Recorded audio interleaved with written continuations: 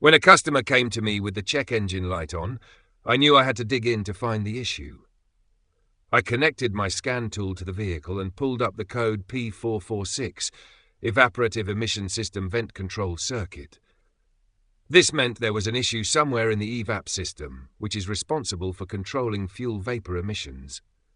First, I performed a visual inspection of the EVAP system to check for any obvious faults, like damaged hoses or loose connections, but everything looked fine.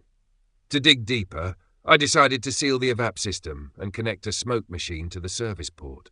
This is a great way to find leaks or issues within the system.